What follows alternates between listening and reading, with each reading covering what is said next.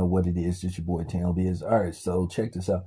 So I forgot to do a video about this, but I decided to do a video about this. It's just gonna be a random video because like it really pisses me off because I'm just thinking about what was recently announced about maybe a month and a half ago about Barry Bonds in regards to Barry Bonds. So it appears that Barry Bonds is no longer eligible to be voted into the Hall of Fame by the writers. And I just want to say, fuck them. So now he'll be eligible to get voted in by the Veterans Committee and whatnot. Barry Bonds has been eligible for the Hall of Fame for around maybe for a while. Barry Bonds retired a while ago. And because of politics and because people's disdain for Barry Bonds, because Barry Bonds wasn't a media guy, this is how they get even with him by not voting him into the Hall of Fame. And also they want to use his ties to Victor Conte and Valco. What it really come down to, they were pissed because basically the feds couldn't get Greg Anderson to roll over on him.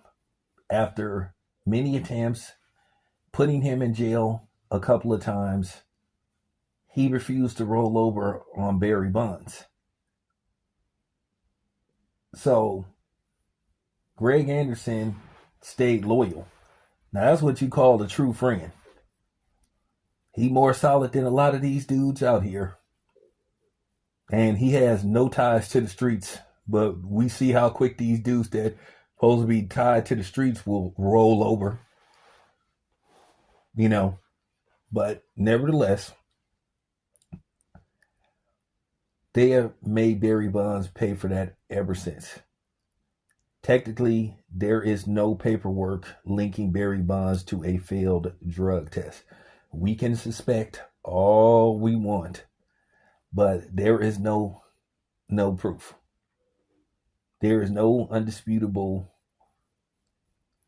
undeniable proof that Barry Bonds failed a drug test because there's no proof.